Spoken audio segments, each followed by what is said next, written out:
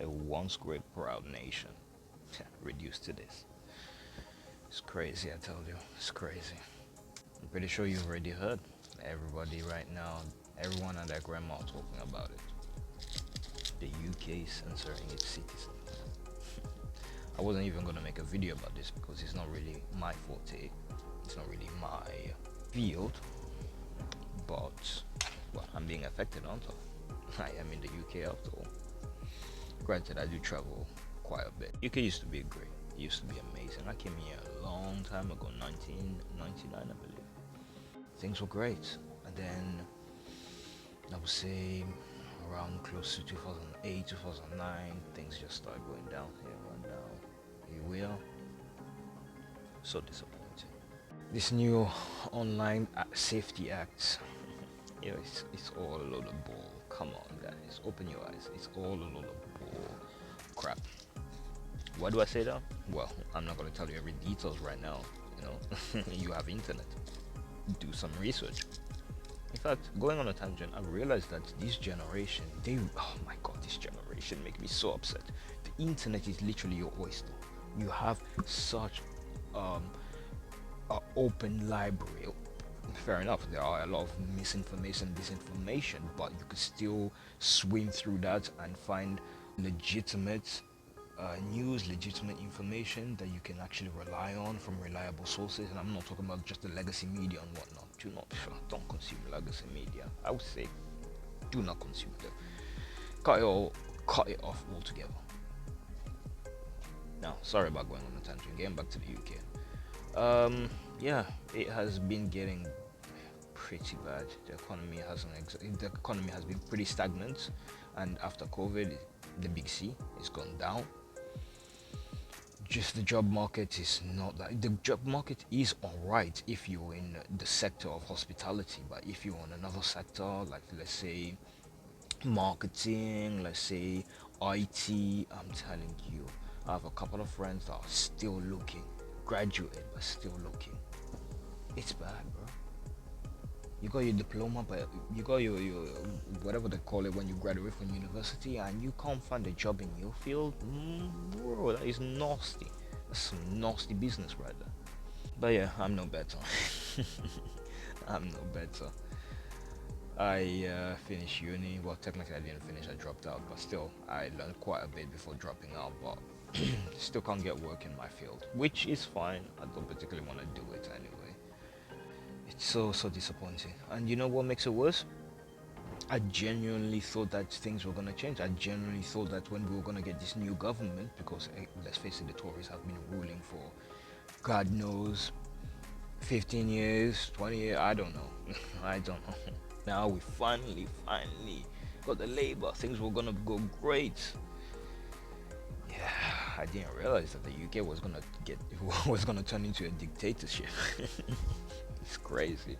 But then again, coming from a dictator country, this does not really faze me one bit. I look at it, I'm like, you trade one evil for another. What can you do? Now, I keep going on a tangent. Let me break down my point. This is all freestyle. I don't have any script, nothing like that. I'm literally speaking from the heart. Yeah. Let me break it down like this. The government isn't there for your best interest, and don't give me, oh, it's just this government, if we vote in reform. Nah, man, every government are not there for the people. You want to know why this safety act was completely the signatures? There was a lot of signatures that were signed, loads. I think it was like 300,000 plus people signed this petition, so that not Congress, sorry, been looking at American politics too much, so the Parliament can actually have a discussion about it. And lo and behold, Parliament had a discussion about it. It only took a good 1 minute. They shut it down. No plans to reevaluate it. No plans to make any additional changes. No plan to abolish it altogether. Nothing. They're still gonna keep it. I knew it. That's why I didn't sign for the signature. I knew it. I looked at it. I'm like, yeah.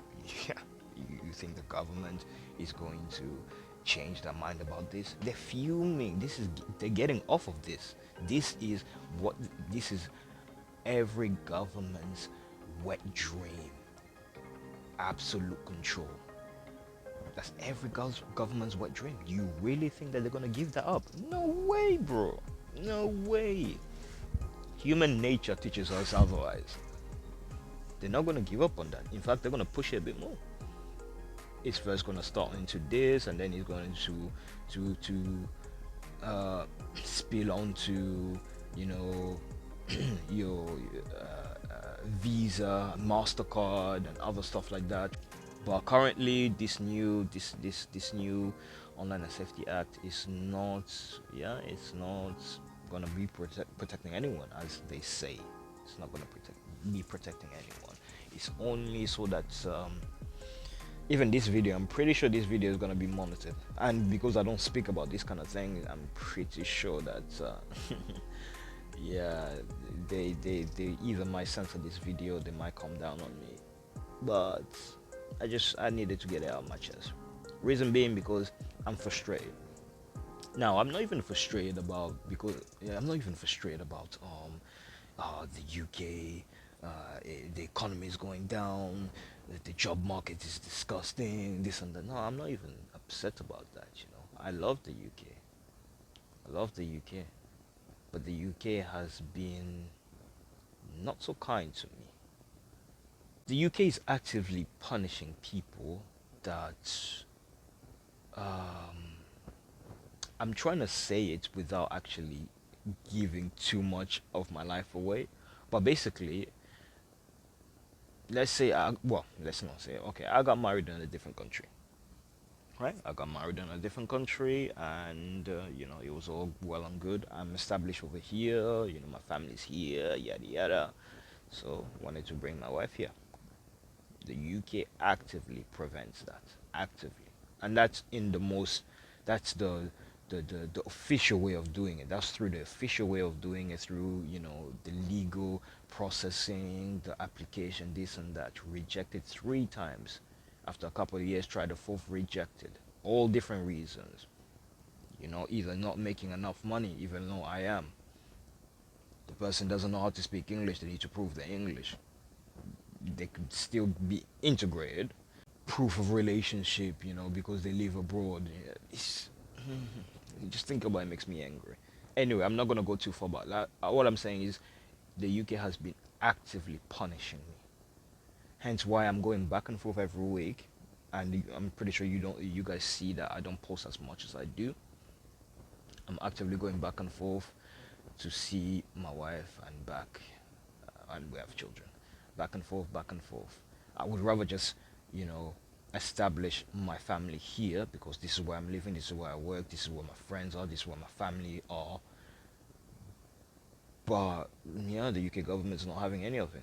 Oh, immigration, oh, we need to cut down on immigration. Yeah. These people coming on dingy boats are getting 5-star hotel that I can never afford. But you guys have time to stop me, to make my life a living hell, when I've been paying my taxes, like, been working hard, paying my taxes. Bloody hell, I got paid £600 of tax just a couple of weeks ago. £600 of tax. Yeah, I can't have a decent life with my wife. That's my main gripe. The Online and Safety Act is just it was just an excuse for me to just talk about this, because I needed to vent out, and I don't usually I don't usually talk about my business out there. But anyway, bringing it back together, because I'm not gonna make this video long.